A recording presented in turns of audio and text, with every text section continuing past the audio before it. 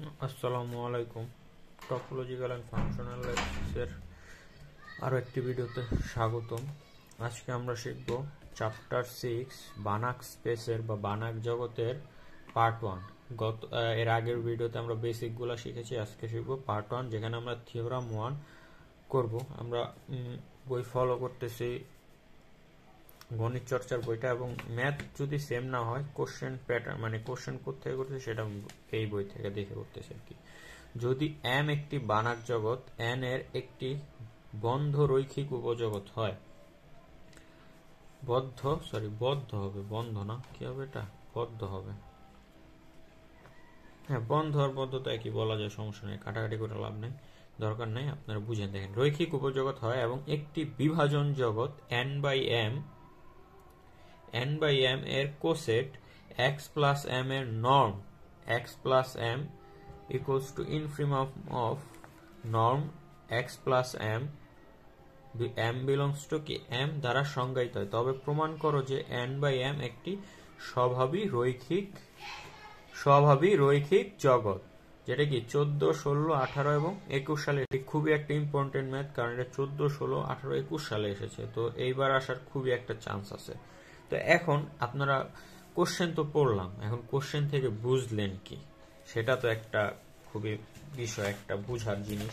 তাহলে আমরা একটু এটাকে বিশ্লেষণ করি কোশ্চেনটাকে। যে এখানে আপনারা কিছু কিছু জিনিস দেখতে পাচ্ছেন, যে রৈখিক উপজগৎ, রৈখিক জগৎ। এখন আমরা তো শিখলাম নর্ম জগৎ, এই রৈখিক জগৎটা কি, বা স্বভাবী, এখানে বলছে স্বভাবী রৈখিক জগৎ, এটা আবার কি।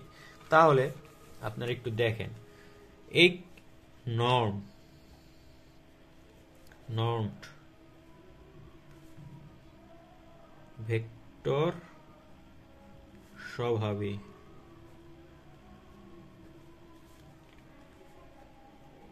রৈখিক, লিনিয়ার, যোগাশ্রয়ী, এইগুলা সবগুলা দ্বারাই কি নর্ম ডি বুঝায়, এগুলা সবগুলা দ্বারা নর্ম ডি বুঝায়। তাহলে আমাদের বলছে যে এম একটি বানাক জগৎ, তার মধ্যে n বাই m একটা কি উপজগৎ। আমরা জানি জগৎ, উপজগৎ, সেট, উপসেট কি, এগুলা আর আমি বলতেছি না। তাহলে এইটার একটা উপজগৎ m বাই m। এখন এটা যদি একটা বানাক জগৎ হয় বা একটা নর্ম জগৎ হয়, তাহলে এটাও কি হবে, একটা নর্ম জগৎ হবে। মেন কথা এইটাই। এখন এই মাঝখানের কথাগুলো একটু আমি আপনাকে বুঝাই দিতেছি। এখন এটা বলছে m একটা কি বানাক জগৎ, তাহলে m একটা যদি বানাক জগৎ হয়, তাহলে এটাকে আমরা লিখতে পারি কি, আর বানাক জগৎ দ্বারা বুঝায় কি সম্পূর্ণ নর্ম জগৎ না। বানাক জগৎ মানে কি, বানাক, যারা আমাদের বেসিক ক্লাসটা দেখেন সেখানে আমি কাকে বলে গেছিলাম, বানাক জগৎ কাকে বলবে, যখন কি হবে, সম্পূর্ণ নর্ম জগৎ হবে, তখন বলবো না। সম্পূর্ণ নর্ম জগৎ কখন হয়, যখন কোষে অনুক্রম গুলা কি হয়, ওই জগতের প্রত্যেকটা বিন্দুতে অভিসৃত হয়। তাই সম্পূর্ণ নর্ম জগৎ বা ভেক্টর জগৎ বলতে পারেন। এবং এটা বলে দিছে কি, এমটা কি বদ্ধ ভেক্টর জগৎ, কি বদ্ধ ভেক্টর জগৎ। আমরা ভেক্টর জগৎও শিখছি নাকি। এবং n বাই mটা কি বলছে, m, এই যেখানে আমি কোশ্চেনটা দেখি, একটি বিভাজন জগৎ m বাই n। এখন বিভাজন জগৎ মানে কি, এটা আপনাদের একটু বুঝতে হবে। বিভাজন জগৎ, বিভাজন জগৎটা কি একটু দাঁড়ান আমি লিখে তারপর আপনাদের দেখাই দেব। হ্যাঁ, এখানে আমাদের আরো দুইটা জিনিস লাগবে, কোসেট এই ম্যাথটা করতে গেলে, এবং বিভাজিত রিং বা বিভাজিত জগৎ যেটাই বলেন। এখন এই যে মনে করি আমরা যারা কোসেট পড়ছি, অ্যাবস্ট্রাক্ট অ্যালজেব্রা, আমি বলছিলাম যে অ্যাবস্ট্রাক্ট অ্যালজেব্রার কিছু জিনিস এখানে কি আমাদের লাগবে, তাই না। তাহলে অ্যাবস্ট্রাক্ট অ্যালজেব্রার মধ্যে কোসেট ছিল, মনে আছে। কোসেট কি, যদি জি একটা গ্রুপ হয়, তার মধ্যে এইচ একটা উপগ্রুপ হয়, তার জি এর মধ্যে যদি আমরা একটা উপাদান নেই, তাহলে ওই উপাদানটা এইচ এর সাথে, এটাকে বলা হয় ডান কোসেট। এটাকে কি এইচ এর ডান পাশে, তাহলে এইচ এর ডান কোসেট, আর এটাকে বলা হয় এইচ এর বাম কোসেট। এইচ এর ডান কোসেট আর এইচ এর বাম কোসেট যদি থাকে, তাহলে এটাকে কি বলা হবে, দুইটাই যদি উপস্থিত থাকে, তাহলে জি এইচ কে কি বলা হবে, জি এর কোসেট বলা হবে। দেখেন এখানে বইলা দিছে এই যে বিভাজনটা বলছে, বিভাজন জগৎ n বাই m এর একটি কোসেট x প্লাস m, এখানে আমরা কি জগৎটা কি m, তাহলে এইচটা কি এখানে ধরলাম একটা জগৎ, তাহলে এখানে জগৎটা কি m, আর এটার সাথে কি কোন পাশে x আছে, আপনারা বলতে পারেন এখানে তো স্টার চিহ্ন, স্টার চিহ্ন দ্বারা আমরা কি পড়ছি অ্যাবস্ট্রাক্টে, যে কোনো অপারেটর কি স্টার চিহ্ন দ্বারা কি প্লাস মাইনাস গুণ ভাগ যে কোনো অপারেটর বুঝায়, তাহলে এখানে ওরা বলে দিছে এটা হলো কি উপজগৎ বা উপসেটটা যদি ধরি তার কি বাম পাশে যেহেতু আছে এটাকে বলা যাবে কি বাম কোসেট, দেখবেন আমরা সামনে কি এটা ইউজও করতে পারি, এটাকে বলা হয় কি বাম কোসেট। ওকে, আর এটা বলতে হয় যে বিভাজন জগৎটা কি, বিভাজন জগৎটা হলো মনে করি এই দেখেন আর এর এস একটি আইডিয়াল, এখন আপনারা বলতে পারেন আইডিয়াল আবার কি, আইডিয়ালটা হলো অ্যাবস্ট্রাক্ট অ্যালজেব্রা, আবারও বলতেছি অ্যাবস্ট্রাক্ট অ্যালজেব্রায় আমরা করছি সেখান থেকে আসছে। তাহলে আমরা বুঝি যে এন বাই এম বিভাজন জগৎটা কি, বিভাজন জগৎটার মানে হলো এন এর একটি আইডিয়াল যদি এম হয়, এম যদি হয় তাহলে এন এ এম এর একটা কি থাকবে কোসেট সেট থাকবে, এম এর কোসেট সেট থাকে, এখানে ওই কোসেটটাকে ওরা ধরছে কি এন বাই এম, বুঝতে পারছেন, এই জন্য এটাকে বিভাজন জগৎ, বিভাজন জগৎ মানে কি এম এর একটা কোসেট সেট, আর এখানে কোসেট সেটের মানটা কি বাম কোসেট সেটা হলো কি ওই যে এক্স প্লাস এম, এটা কি এই যে এন বাই এম এর কি এটা হচ্ছে এন বাই এম এর বাম কোসেট, বুঝতে পারছেন, আশা করি বুঝতে পারছেন। তাহলে আর এখানে আরেকটা জিনিস বলছে, এখানে যে এক্স প্লাস এম এর যে নর্মটা দেওয়া আছে, যেই নর্মটা দেওয়া আছে এক্স প্লাস এম, যে নর্মটা দেওয়া আছে ইনফিনিমাম অফ, এটা হলো কিসের নর্ম,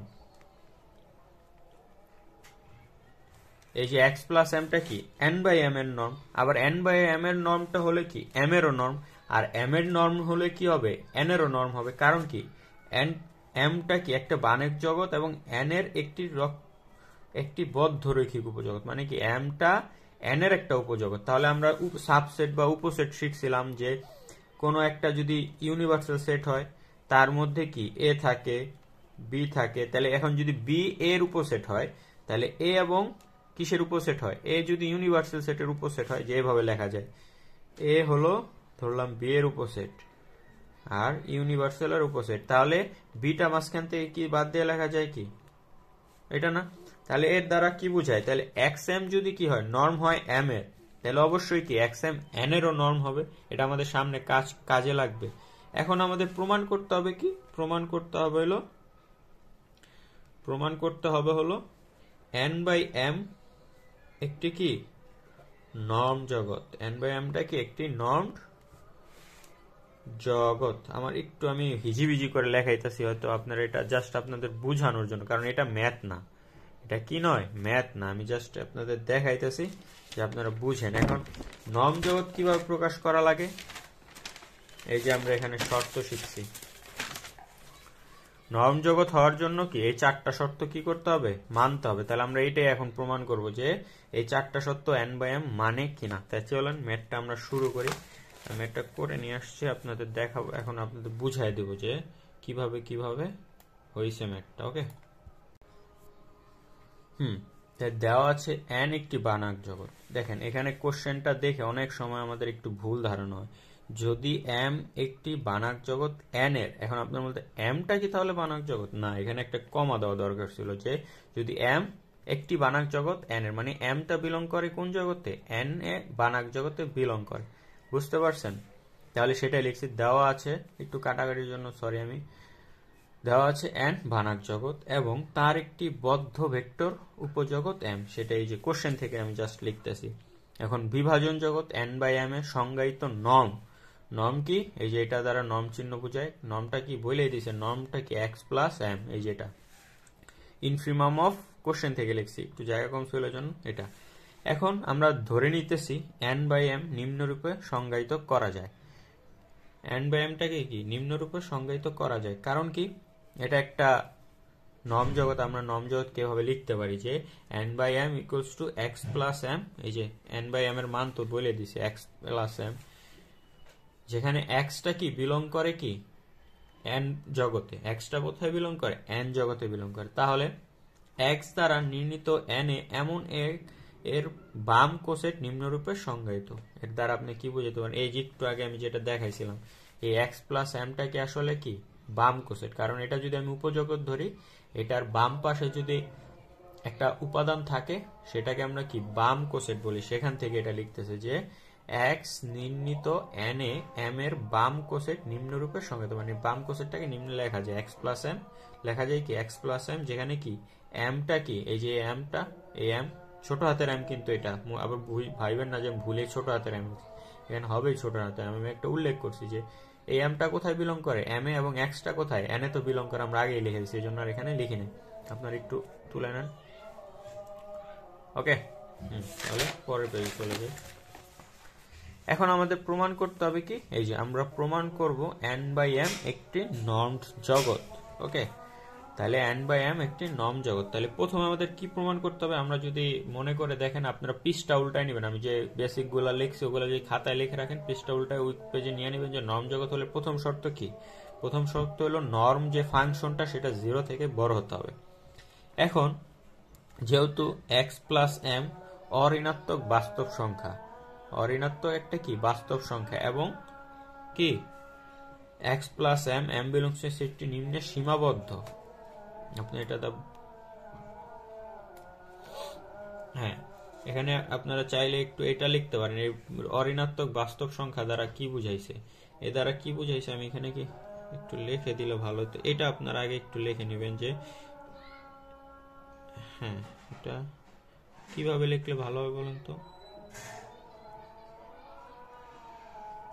ওকে, আচ্ছা, এইটা যদি আমরা এভাবে লিখি তাহলে হয়তো বেশি ভালো হবে। এটা একটু কাইটা দেই, এটা কাইটা দিয়া এভাবে লিখি যে x প্লাস m টা কোথায় বিলং করে, x প্লাস m টা অবশ্যই n এ বিলং করবে, কারণ m এ বিলং করা মানে কি m এও বিলং করা, এবং n কি বানাক জগৎ, বানাক জগৎ। একটু হিজিবিজি হয়ে গেল এখানটা, তাহলে এখান থেকে লেখা যাবে কি x প্লাস m এটা কি 0। এটা কিভাবে লিখলাম, আমরা জানি কি সকল বানাক জগৎ কি নর্ম জগৎ, আর নর্ম জগৎ কি এই ইটা মাইনা চলে, শর্ত মাইনা চলে।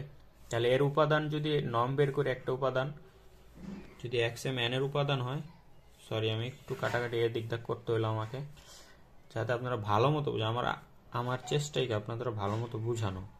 একটু কাটাকাটি হলে আপনারা একটু মানায় নেবেন, হাতের লেখা আমাদের ফ্যাক্ট না, আমাদের ফ্যাক্ট হলো কি কিভাবে আমরা জিনিসটা বুঝতে পারি এবং অঙ্কটা আমাদের জন্য সহজ হয় বুঝা।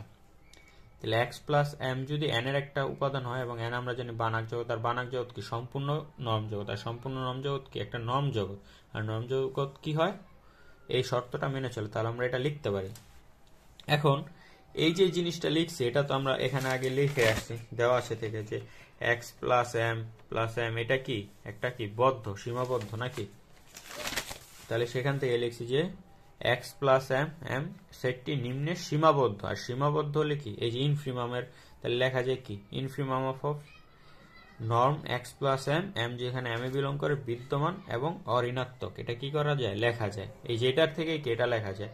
যদি এটা কি হয় 0 থেকে বড় হয়, তাহলে আমরা এটার মান সর্বনিম্ন কি হইতে পারবে, ইনফিমাম নিয়েছি, সর্বনিম্ন x এর মান বা m এর মান যাই ধরি 0 থেকে বড়ই হবে, তাহলে ইনফিমাম সবচেয়ে ছোট হইতেই পারে 0, তাহলে সেখান থেকে লিখছি যে, আর এটা কিসের মান, এই যেখান থেকে আমরা কোশ্চেন থেকে লিখছি এই যেটা x প্লাস m এর মান, তাহলে সেখান থেকে আমরা লিখতে পারি কি x প্লাস m নর্ম 0 থেকে বড়।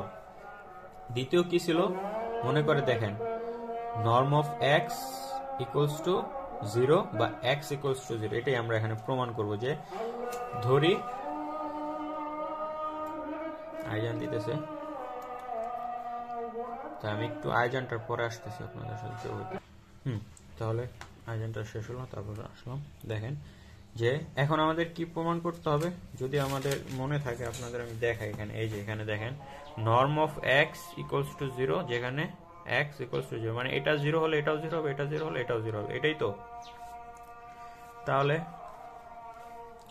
এখানে আমরা ধরে নিচ্ছি যে প্রথমেই ধরে নিলাম যে এক্স প্লাস এম, যেটা আমাদের প্রমাণ করতে হবে সেটা হলো নর্ম জগৎ, যেটা প্রমাণ করতে হবে সেটা হলো কি 0। আপনারা বলতে পারেন এক্স প্লাস এমই কেন নিয়ে আসতেছি। দেখেন আমাদের বলেই দিছে যে 1/m যে আছে এটার যে বিন্দুটা নিয়ে আমরা কাজ করতেছি সেটাই হলো এক্স প্লাস এম বিন্দু, বুঝতে পারছেন? এই জন্য আমরা এক্স প্লাস এম নিয়ে আসতেছি। তাহলে x plus m equals to 0। তখন ইনফিমাম অফ যে মানটা দেওয়া আছে, যেহেতু এটা 0 তাহলে ইনফিমাম অফ মানে সবচেয়ে ছোট এক্স প্লাস এমটাও কি হবে? 0ই হবে। সেখান থেকে লেখা যায় এম এ একটি অনুক্রম এম কে নেই। এখন এটা কি একটু আপনাদের মনে রাখতে হবে যে এমন একটা অনুক্রম নেই এম কে যেখানে কে ইকুয়ালস টু 1 হতে ইনফিনিটি বিদ্যমান, কে হতে কি ইনফিনিটি পর্যন্ত থাকবে। এবং তাহলে আমরা যদি এখানে মান বসাই দিই এক্স প্লাস এম কে টেন্স টু 0 হবে, কারণ এটা কি একটা অনুক্রম, আর অনুক্রম কি টেন্স টু 0 হয়। এবং যখন কে টেন্স টু কি ইনফিনিটি, তখন আমরা কি লিখতে পারি? এটা আমরা কি প্রমাণ করতেছি? আসলে আমরা দেখাইতেছি কি একটা অনুক্রম বিদ্যমান আছে, একটা কি বিদ্যমান আছে? অনুক্রম বিদ্যমান আছে। তাহলে আমরা কি লিমিট কে টেন্স টু ইনফিনিটি লিখলে এখানে norm of x plus m কে লিখে দিছি ইকুয়ালস টু 0। এটা কোত্থেকে লিখতে পারি? আপনাদের যাদের আমি কি শিখাইছিলাম, এই যে একটা অনুক্রম অভিসারী কিনা সেখানে শিখাইছিলাম না, limit N tends to x N minus x equals to, মানে এন এর জায়গায় ওরা কে নিতেছে এবং এক্স এর জায়গায় ওরা কি নিতেছে? এম কে নিতেছে। আপনারা বলতেন প্লাস মাইনাস, ওটা ম্যাটার করে না, যে যখন যেটা দরকার হয় সেটা আপনারা নিয়ে নিতে পারবেন। আর যদি তাও না হয়, এই যে দেখছেন ওরা পরে মাইনাস এক্স নিছে, পরে এটা লিখে দিছে মাইনাস এক্স।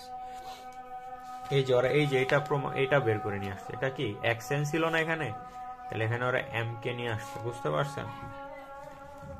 তাহলে এক্স এন জায়গায় এম কে নিয়ে আসছে। তাহলে কে টেন্স টু ইনফিনিটি, আমরা মোট কথা আমরা কি প্রমাণ করতেছি? অভিসারী কিনা এটা নিয়ে দেখার চেষ্টা করতেছি। তাহলে কে টেন্স টু ইনফিনিটি এম কে এক্সটাই পাশে নিয়ে আসলে মাইনাস এক্স হয়ে যাবে। ওকে, যেহেতু এম কে এম এ বিদ্যমান এবং এমটা কি বদ্ধ, সুতরাং minus x belongs to m, যেহেতু এম একটি উপজগৎ, সুতরাং এখানে আমরা কি করছি? -1 কে গুণ করতেছি মাইনাসটাকে আলাদা করার জন্য, বুঝতে পারছেন? তাহলে সুতরাং কি লেখা যায়? -1 minus x belongs to m, যেহেতু মাইনাস এক্স এম এ বিলং করে, এক্স ও এম এ বিলং করে, তাহলে -1 এক্স এম, এক্স ও কি হবে? এম এ বিলং করবে। যেখান থেকে আমরা দেখাইলাম কি এক্স কি এম এ এক্স ও বিলং করে। আপনারা মাথায় একটু কঠিন লাগতে পারে এই জায়গাটা, আপনার আগে 1 নাম্বারটা লিখে নেন। 1 নাম্বার একদম সহজ। 2 নাম্বারে কি করছে আরেকবার যদি বলি, আমরা যেটা প্রমাণ করতে হবে সেটা ধরে নিছি, তারপরে সেখান থেকে কি আমাদের এই মানটা দেওয়া আছে, এই যে এটা তো দেওয়াই আছে, সেখান থেকে এটা লিখছি, এটার মানটা এখানে বসাই দিছি, এটা মান বসাই দিয়ে এখানে 0 হয়েছে। এখন একটা কি অনুক্রম নিতে হবে এম কে, যেখানে কি কে 1 থেকে ইনফিনিটি হতে পারে। তাহলে যেহেতু এটা অনুক্রম, তাহলে এটার মান কি হবে? 0 এর টেন্স টু 0, মানে 0 এর কাছাকাছি হবে। 0 না হলেও কি 0 এর কাছাকাছি হবে, যখন কি কেটা কি ইনফিনিটি পর্যন্ত। এটা কোত্থেকে লিখছি? এই যে কাইন্ড অফ এখান থেকে লিখছি, বুঝতে পারছেন? তারপরে এখানে আমি লিমিট বসাই দিছি, লিমিট বসাই দিলে কি হয়? এই টেন্স টু হয়ে যাবে কি আসলে 0 হয়ে যাবে। লিমিট কে টেন্স টু ইনফিনিটি বসালে এটার টেন্স টুর পরিবর্তে লেখা যায় কি 0 লেখা যায়। পরে আমি জাস্ট এক্সটাই পাশে পাঠিয়ে দিছি মাইনাস এক্স। এখন বলছি কি যেহেতু এম কে একটা কি অনুক্রমটা এম এ বিলং করে এবং এমটা কি বদ্ধ, আপনারা বলতে পারেন বদ্ধ করবেন এখানে। এই যে এম হলো কি বানাক জগৎ এন এর একটি বদ্ধ রৈখিক উপজগৎ, মানে বদ্ধ রৈখিক উপজগৎ মানে কি নন উপজগৎ, বুঝতে পারছেন? তাহলে এম বদ্ধ, সুতরাং মাইনাস এক্সটা কোথায় বিলং করবে? এম এ বিলং করবে। আর এম যেহেতু একটা কি উপজগৎ, তাহলে এর সাথে কি আমি -1 গুণ করে দিছি, তাহলে আমরা দেখাই দিলাম এক্সটাও কি এম এ বিলং করে। তাহলে এখানে কি অতএব x plus m, m n এর কি শূন্য উপাদান। এই এমটা কি শূন্য উপাদান বা নাল ভেক্টর। আমরা যদি ভেক্টর অবস্থান ভেক্টর বা ভেক্টর জগৎ পড়তে যাই, সেখানে একটা মান ছিল যে যেটা মান ছিল যে x plus y equals to 0। এটার মানে কি এটা কিন্তু 0 না, এটা হলো ভেক্টর চিহ্ন, বুঝতে পারছেন? X plus y equals to কি নাল ভেক্টর। আর এখানে এই এক্স প্লাস এম এর ক্ষেত্রে নাল ভেক্টরটা কি এম, সেই জন্য বলছে যে এন বাই এম হলো এন বাই এম এর শূন্য উপাদান, বুঝতে পারছেন? তাহলে যদি বুঝতে পারেন তাহলে তো ঠিক আছে। তাহলে এখান থেকে কি লেখা যায়? এখান থেকে আমি কি এখানে কিছু ভুল করছি? না, একদম ক্লিয়ার আছে। এই যে এখানে এম লিখছি, তাহলে অতএব লেখা যায় কি এটা শূন্য উপাদান। একটু লিখে নিলে লিখে নেন এই পাশ, আর আমি এই পাশকে আবার ধরবো আরেকবার। ওকে। এখন বিপরীত ক্রমে, এখন আমরা তো প্রমাণ করছি কি, এই যে এক্স প্লাস এম, জিরো থেকে আমরা এই কি নাল ভেক্টর প্রুফ করে ফেলছি। এখন নাল ভেক্টর থেকে কি আমাদের উল্টা আবার ওই জিরো বের করতে হবে, এই যে এক্স প্লাস এম জিরো বের করতে হবে, সেটা আমরা করতেছি। বিপরীত ক্রমে যদি x plus m equals to m, এখানে এমটা কি এন বাই এম এর নাল ভেক্টর, ওকে, বা শূন্য উপাদান বলছে এখানে, একই কথা। তাহলে এক্সটা কোথায় বিলং করে? এম এ বিলং করে। এটা তো আমরা জানি যে এইখানে যখন করছে আমাদের প্রুফ হয়েছে না। তাহলে এক্স প্লাস এম কি আমরা জাস্ট কি করতেছি, এখান থেকে উল্টা যেতেছি। তাহলে x plus M norm infimum of, এটা লিখছি। এখানে লেখার পর আপনি বলতে পারেন এটা কোত্থেকে আসলো। এটা তো আমরা জানি যে এটার মান হলো এটা। তাহলে ইনফিনিমাম অফ, এখানে আপনার একটু কঠিন লাগতে পারে যে এখানে আমরা কোত্থেকে পাইলাম, ওয়াই আসলো কোত্থেকে নাকি, তাই না?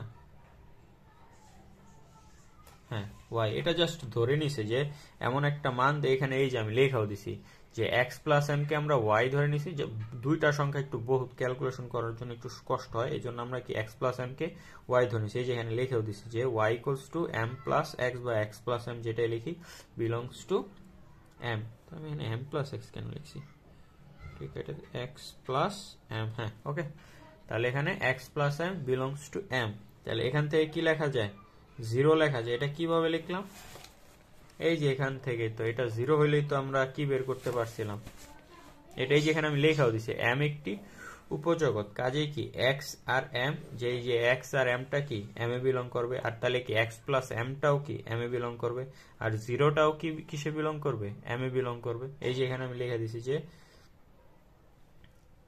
জিরো এর নর্ম ভেক্টর কি জিরো, তাহলে আমরা এটার পরিবর্তে কি লিখতে পারি, জিরো। এটা সবচেয়ে ছোট হবে, এক্স এম এর মান যাই হোক জিরো থেকে তো আর ছোট হইতে পারবে না, তাই না? এই জন্য এটা জিরো। এই যেখান থেকে লিখছি অর্থাৎ এক্স এম এম, এটা জিরো, আমাদের প্রুফ হয়ে গেল। এটাই কিন্তু সেকেন্ড শর্ত ছিল।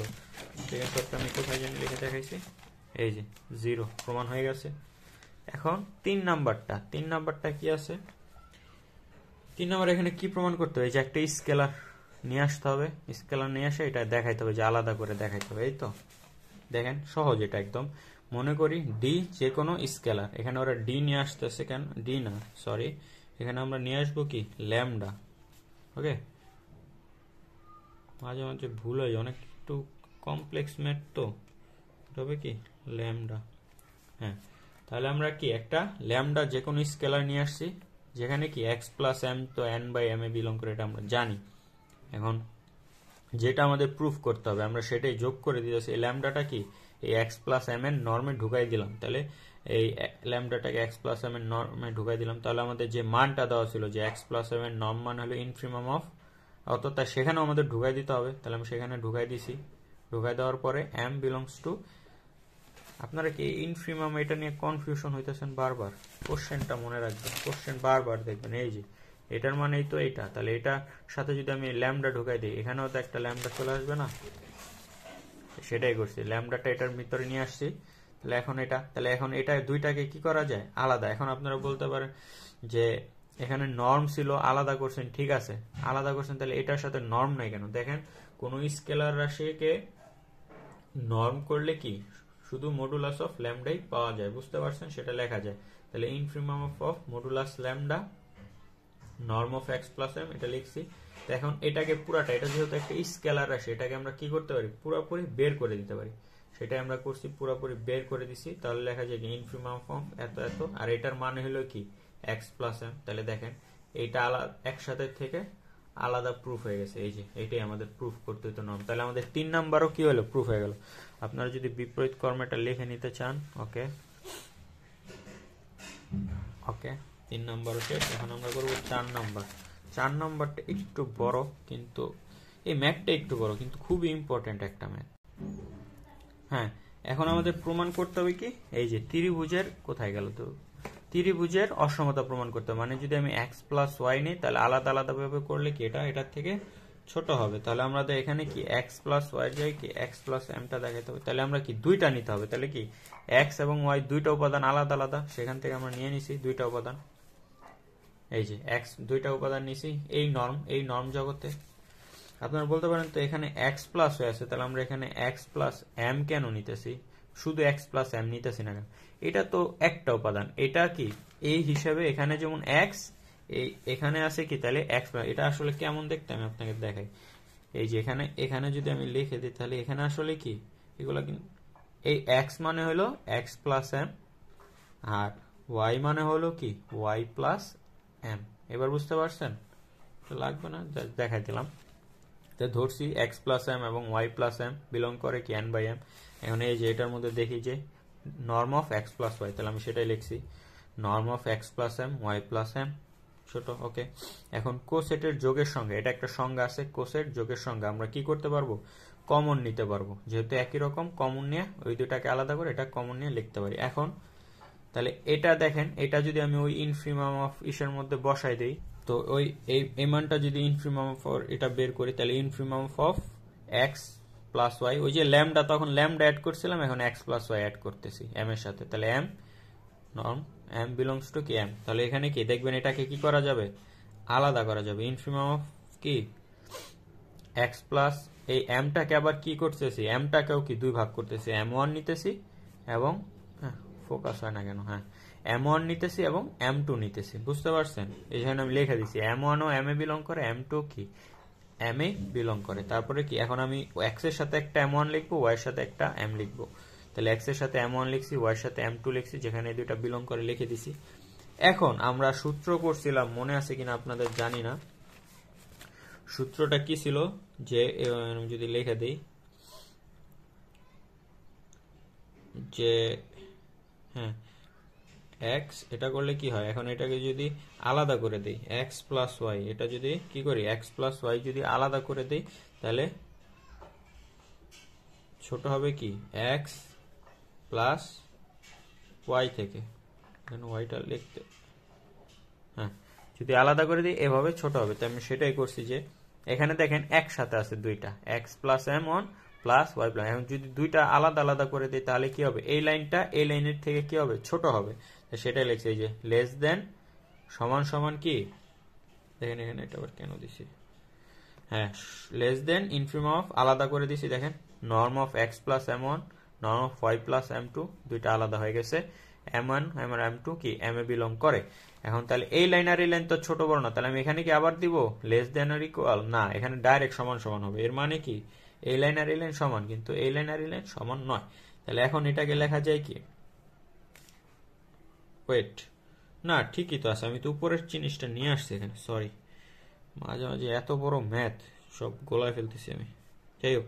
হ্যাঁ তাহলে এখন আমরা কি এই যে এটা সমান সমান নিয়েছিলাম, তাহলে এটা কার থেকে বড় হলে এটা লেখা যায়, এটার থেকে এটা, এই যে এটার থেকে কোনটা বড়, এটা বড়, তাহলে এটাই লিখছে, এই যে নিয়ে আসছি নিচে বড় লিখে দিছি। পরে আবার কি এটা এই পাশে কি করছি দেখেন, এখন এই দুইটাকে আবার আলাদা করে দিছি, এইটু কেড়ে নিচে একটা, এই যে লিখছে এখানে x plus m one m one যেখানে কি এম এ বিলং করে, এবং plus infimum of y m two যেখানে কি এম টু এম এ বিলং করে। তাহলে এখান থেকে লেখা যায় কি এইটুক আবার কিসের বলা সূত্রের মতো যায়, ওই যে এক্স প্লাস এম এর মতো, তাহলে এই যে এখানে লিখছে এক্স প্লাস এম, আবার এটার ক্ষেত্রে লিখছে কি ওয়াই প্লাস এম, কারণ কি এম টু তো এম এ বিলং করে এই জন্য। ঠিক আছে, তাহলে দেখেন আমাদের কি সূত্র হয়ে গেছে, যে আমি যদি কোনো নর্মের সাথে অন্য একটা বিন্দুর নর্ম বের করি, তাহলে কি ওই দুইটার আলাদা আলাদা যোগফল থেকে ছোট হবে। অতএব এন এম নর্ম জগতের সকল শর্ত সিদ্ধ করে, সুতরাং n by m norm linear জগৎ। এটা যদি আপনার ছবি তুলে নেন একটু,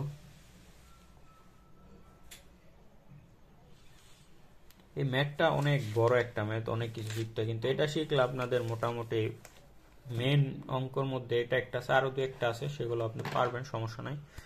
আজকে পর্যন্ত এটা ছিল আমাদের পার্ট 1, দেখা হবে পার্ট 2 তে।